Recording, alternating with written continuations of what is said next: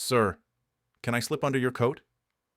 The trembling girl's whispered plea cut through the howling blizzard as she stumbled toward the silent rancher, her fevered brother clutched against her chest.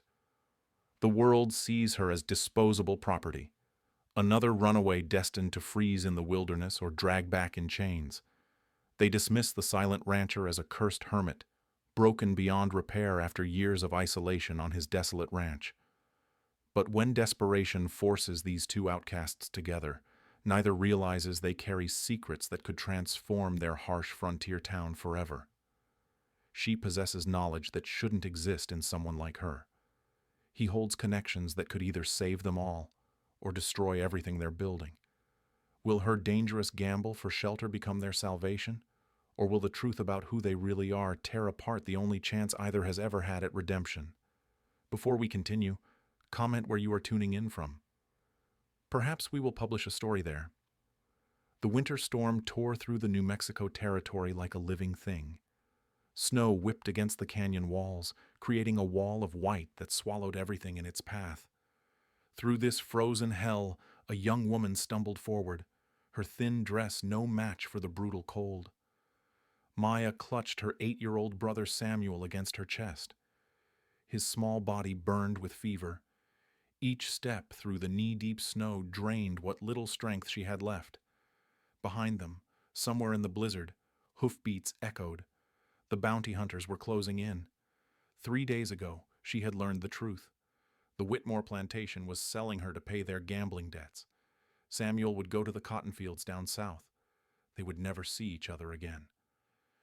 That night, Maya had taken her brother and run into the wilderness.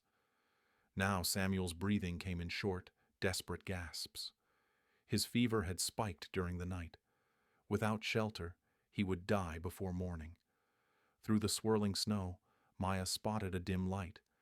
A cabin sat nestled against the canyon wall, smoke rising from its chimney. She forced her frozen legs to move faster. The people of Canyon Ridge whispered about the man who lived in that cabin. Jacob Stone had retreated there 3 years ago after his family died in a fire. Some said grief had driven him mad. Others claimed he was cursed. Children dared each other to approach his property, but none ever made it past the fence. Maya didn't care about curses or madness. She needed shelter.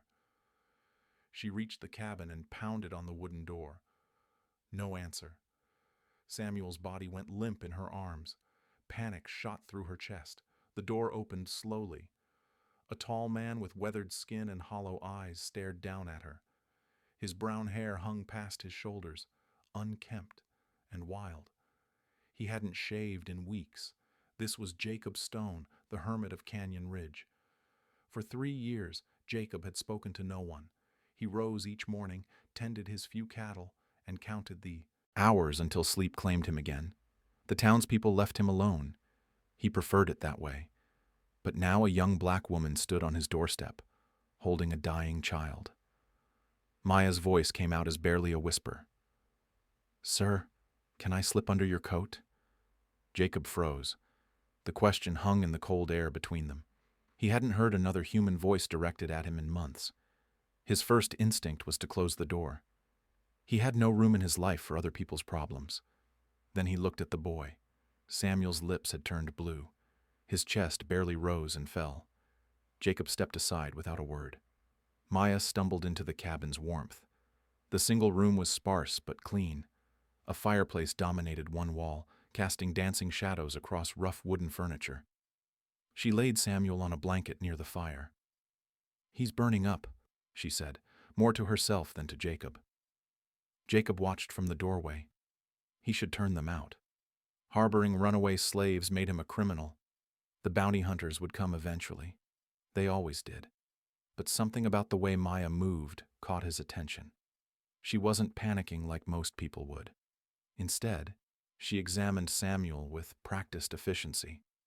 She checked his pulse, felt his forehead, looked at his eyes. "I need cool water and clean cloth," she said without looking up. Jacob found himself obeying. He brought a basin of water and some rags. Maya soaked the cloth and placed it on Samuel's forehead. Then she began pressing specific points on the boy's neck and wrists. "What are you doing?" Jacob's voice cracked from disuse. "Bringing down the fever." Maya's hands moved with confidence. She knew exactly where to apply pressure, how long to hold it. Jacob had seen plenty of people try to treat illness over the years. This was different. Maya worked like someone with training, real training. As the night wore on, Samuel's breathing became steadier. His fever began to break. Maya never stopped working, adjusting his position, monitoring his pulse, keeping the cool cloths fresh. Jacob sat in his chair by the fire, watching. He couldn't remember the last time another person had been in his cabin. The silence that had been his companion for 3 years felt different now, less heavy.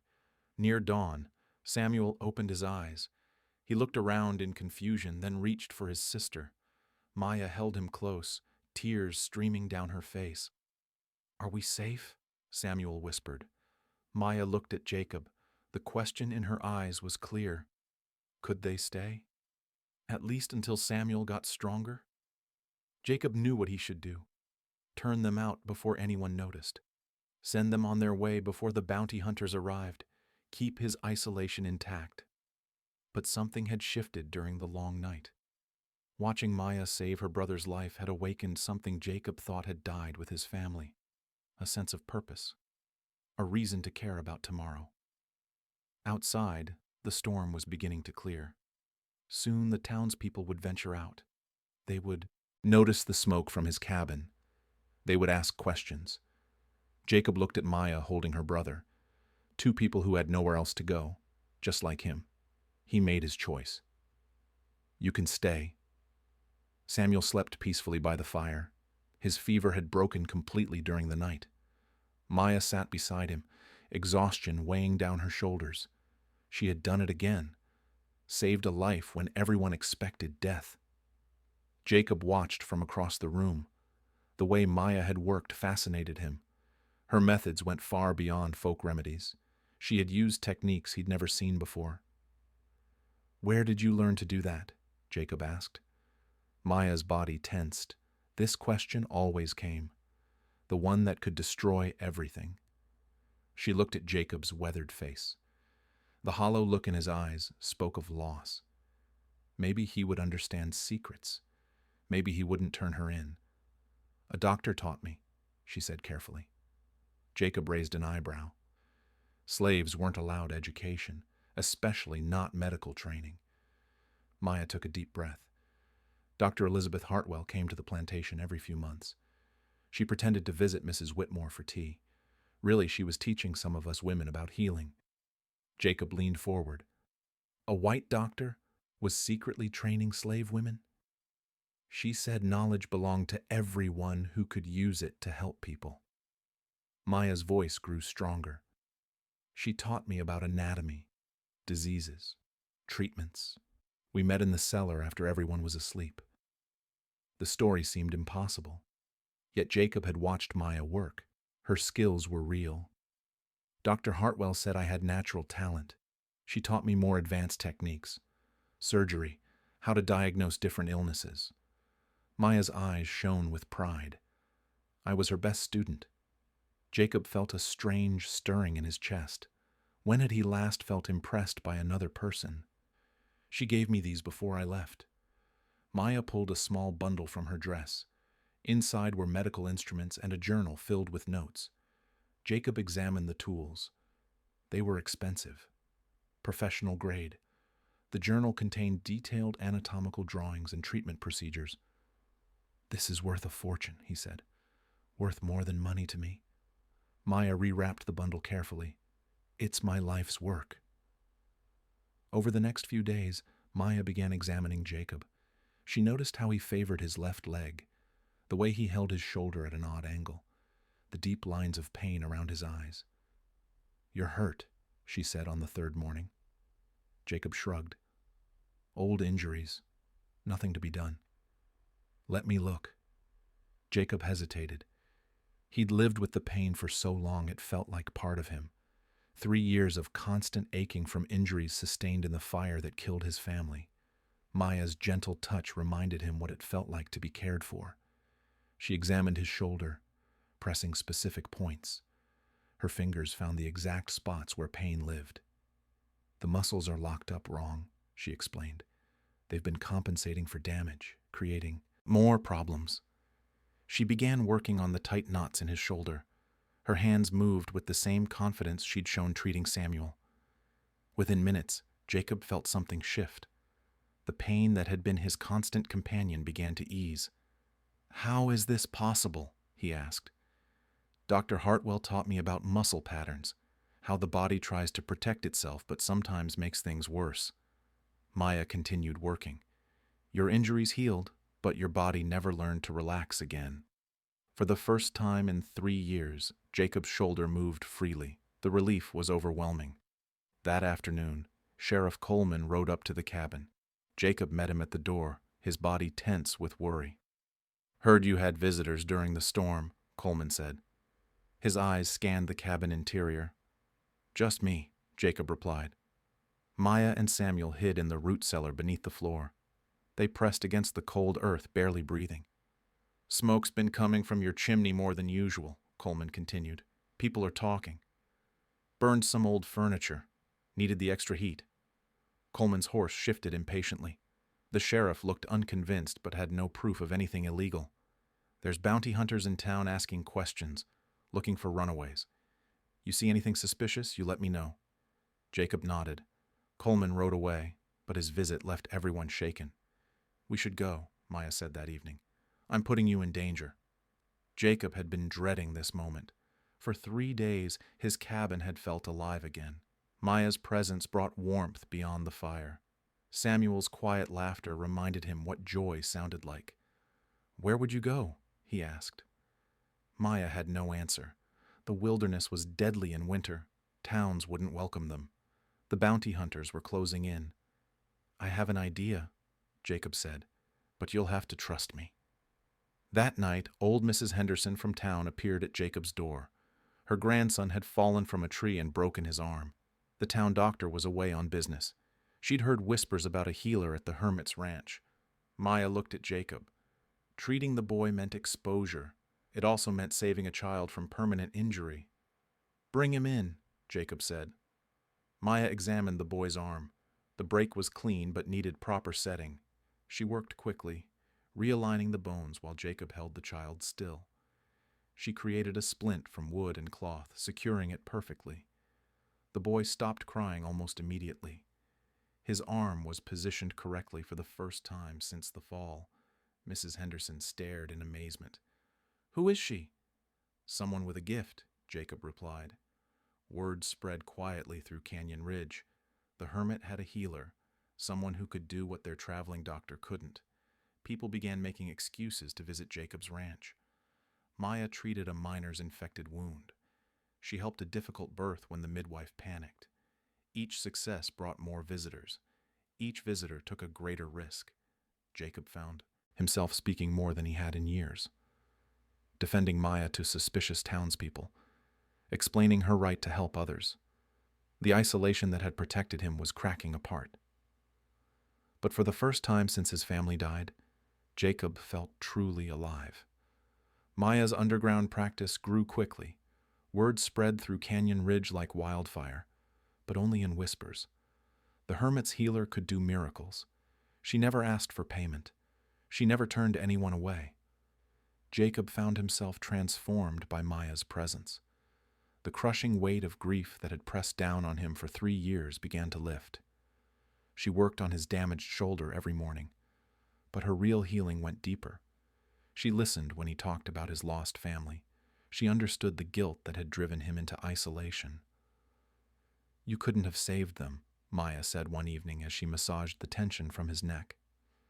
Jacob had told her about the fire, how he'd been in town when it started, how he'd arrived home to find nothing but ashes and bodies.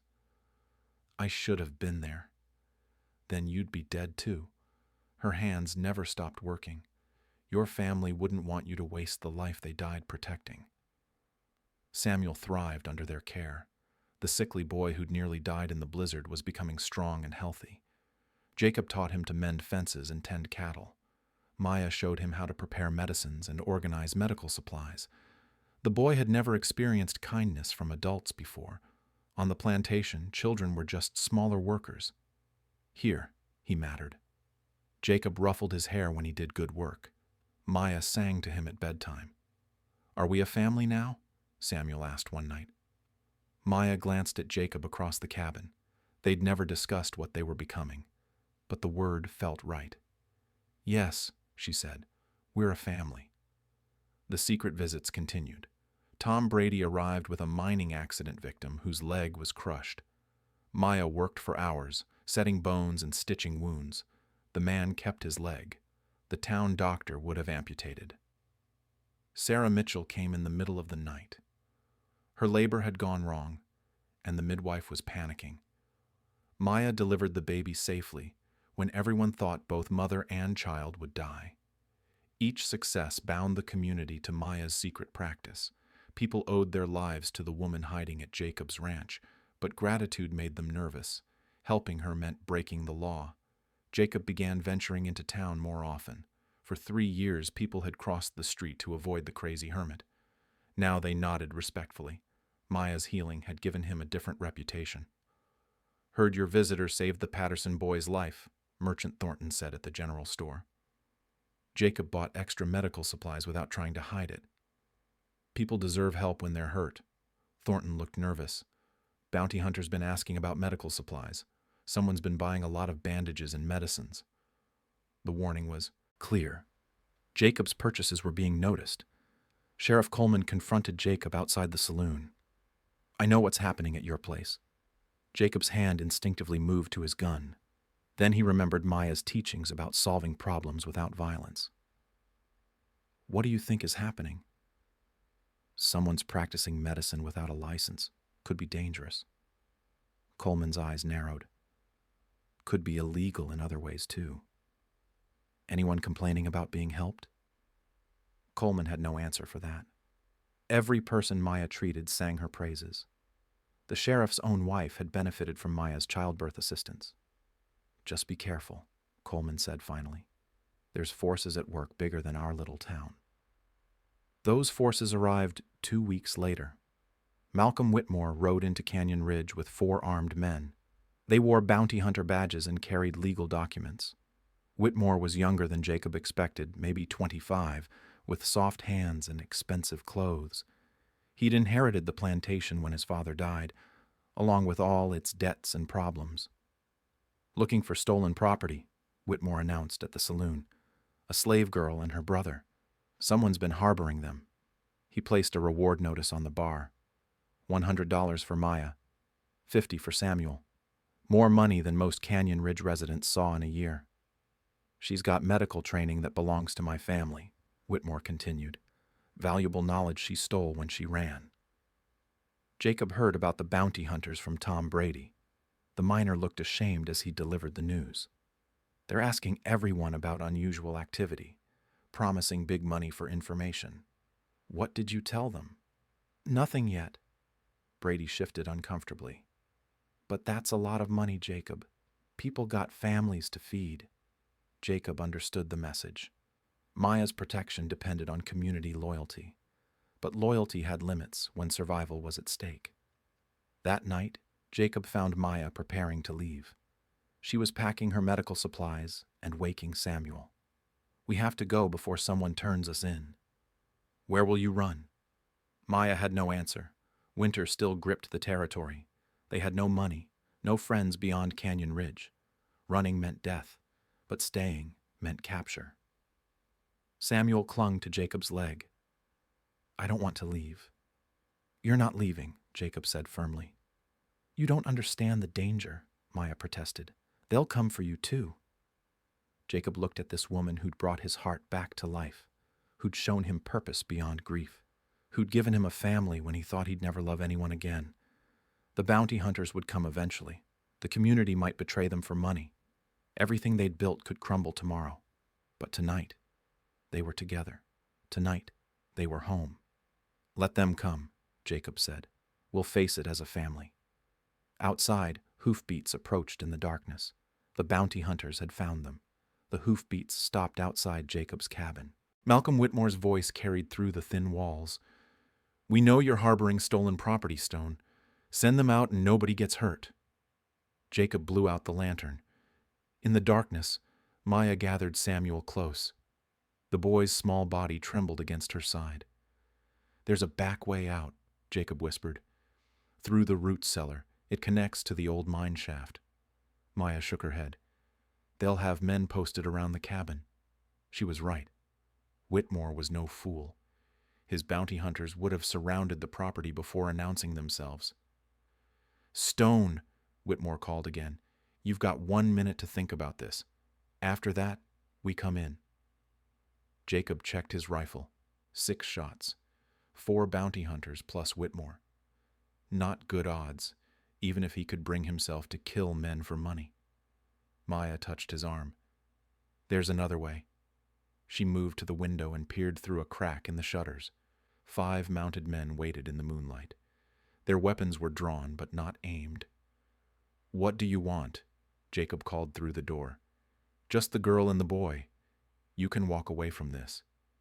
Maya felt the weight of her medical bag. 3 years of learning, a lifetime of helping people. All of it would die if Whitmore dragged her back. I'm going out there, she said quietly. Like hell you are. They only want us.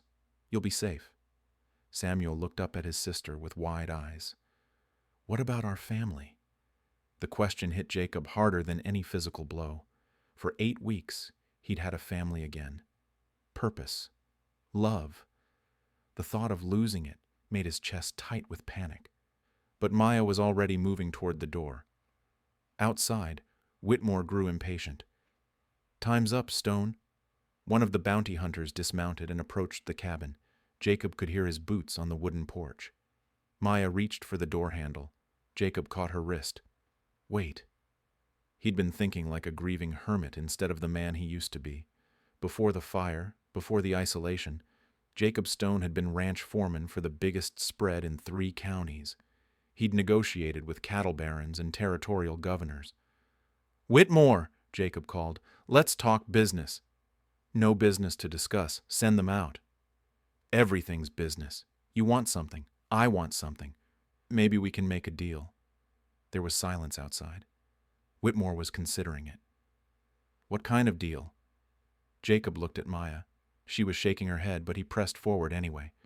The girl's got value beyond her bounty price. Her medical skills saved half this town. That's worth more than $100.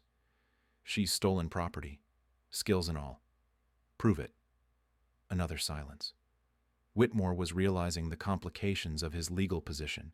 Medical knowledge wasn't property that could be owned. Besides, Jacob continued, you kill her. You lose the skills forever.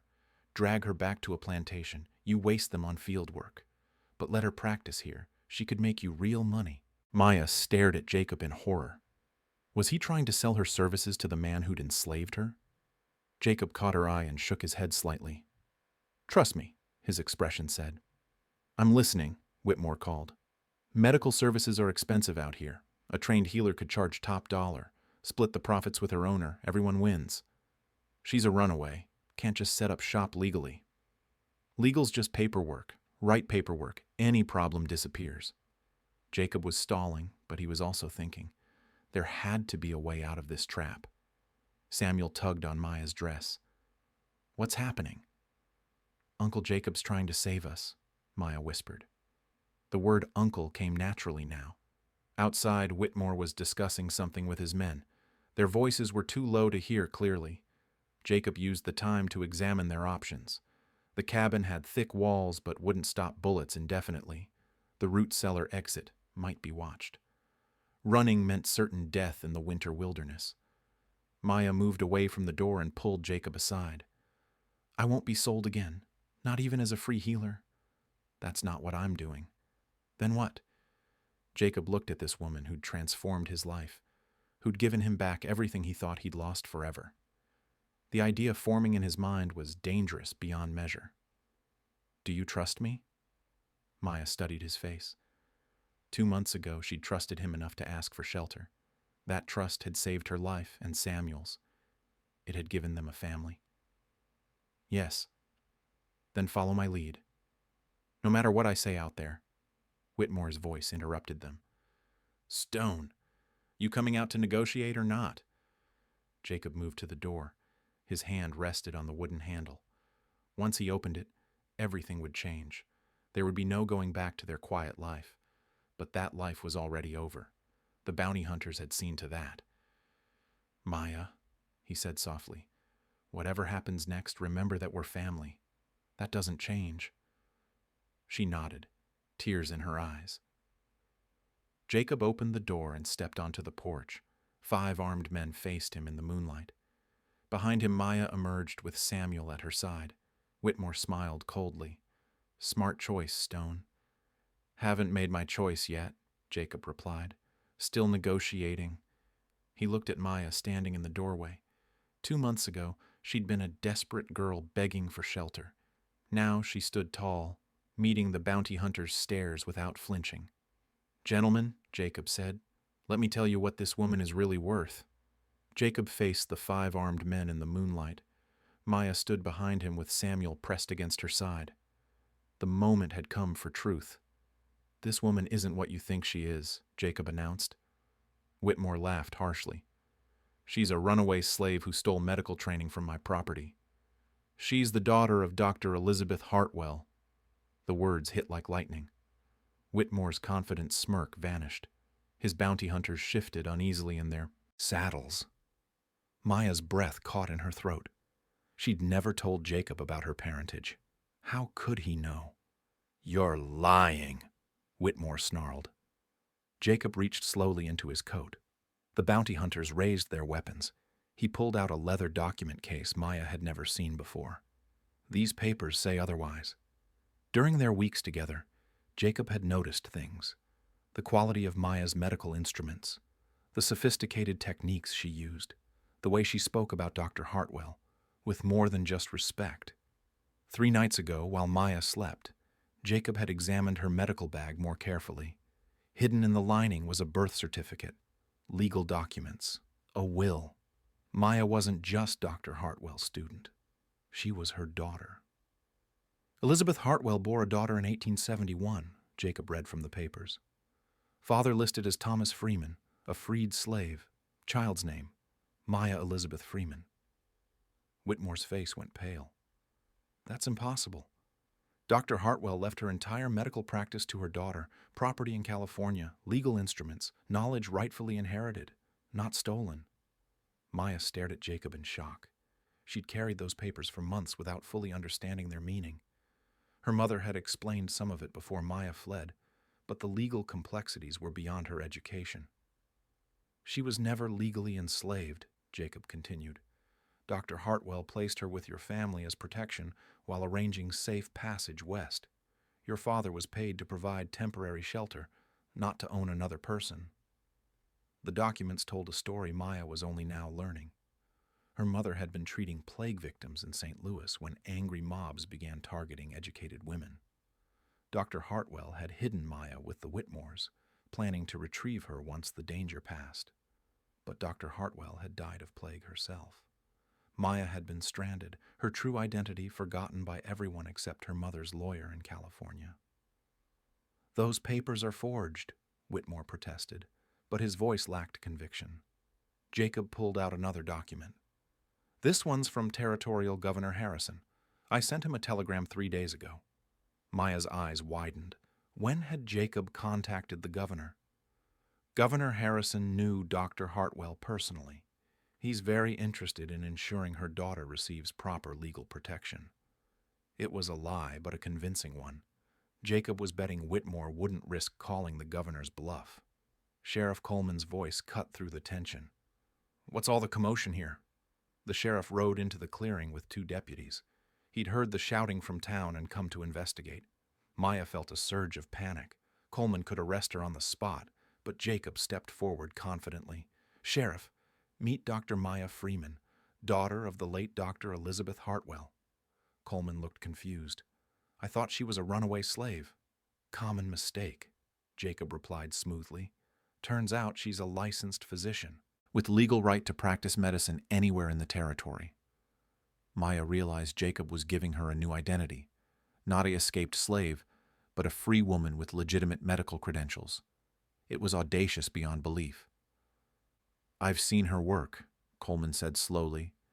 "She saved my wife during childbirth." "Then you know she's qualified," Jacob pressed. "The question is whether Mr. Whitmore will accept the legal reality or continue making false claims." Whitmore found himself trapped. If he insisted Maya was his slave, he'd have to prove it in court against her inheritance documents.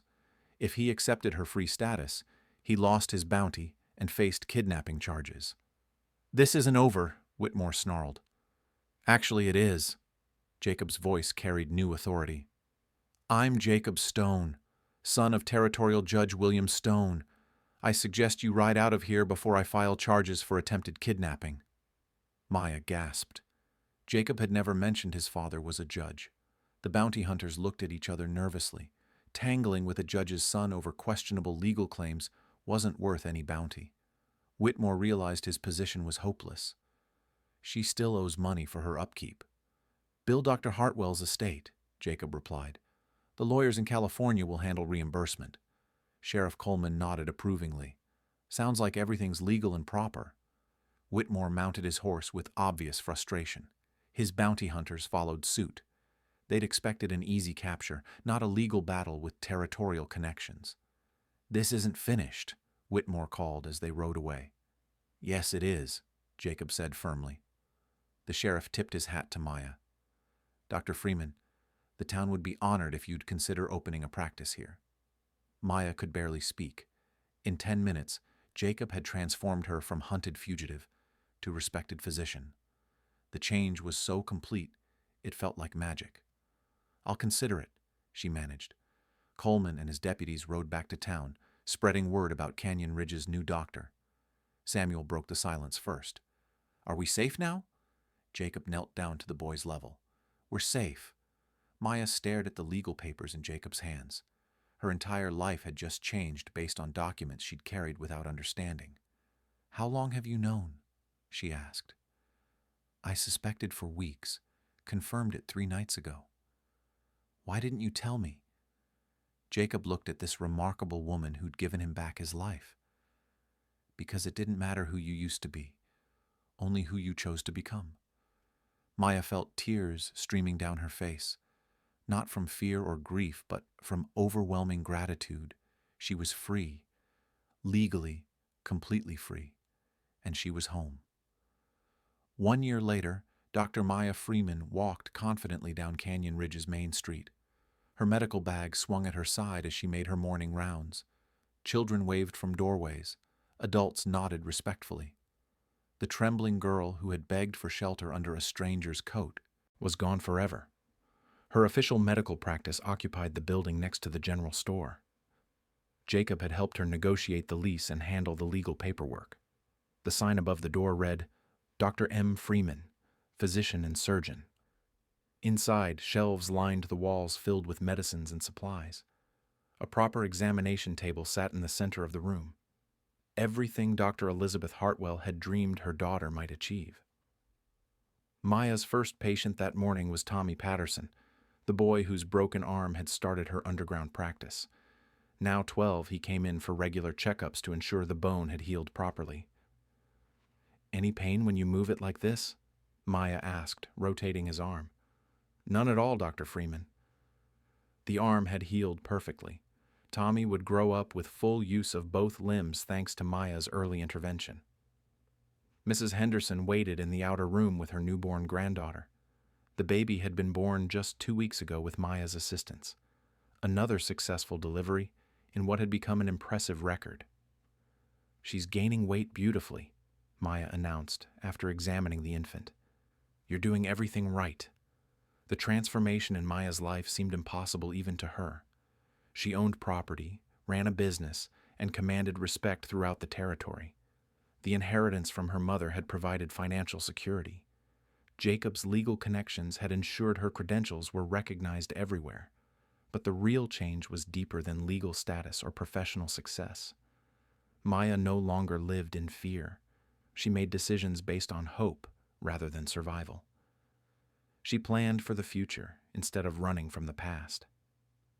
Samuel bounded into the office as Maya finished with her morning patients. Now 9 years old, he had grown tall and strong under Jacob's care.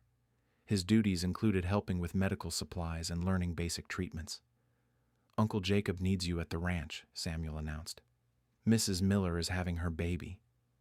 Maya grabbed her surgical instruments and emergency supplies. Difficult births were her specialty, but they still made her nervous. The ride to Jacob's ranch took 20 minutes. In the past year, he had expanded the property significantly. New barns housed more cattle. Fenced pastures stretched toward the canyon walls. The isolated hermit's retreat had become a thriving operation. Jacob met her at the main house, worry creasing his weathered features. The silence that had once defined him was completely gone. He spoke freely now, expressing thoughts and feelings he'd kept buried for years. "Labor started this morning, but something's not right," he explained as they walked to the guest room. Maya found Mrs. Miller in distress. The baby was positioned incorrectly for birth. Without proper intervention, both mother and child could die. "I need to turn the baby," Maya explained to the worried husband. "It's risky, but necessary." The procedure took an hour of careful manipulation.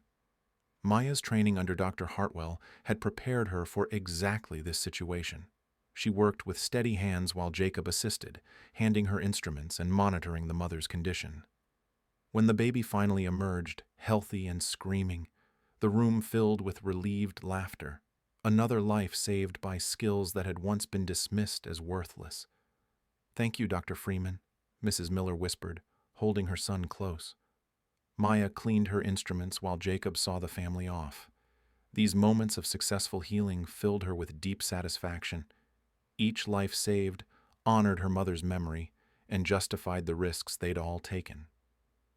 That evening, the three of them sat on the ranch house porch, watching the sunset. Samuel practiced reading from one of Jacob's old law books. Maya reviewed medical journals that arrived monthly from back east.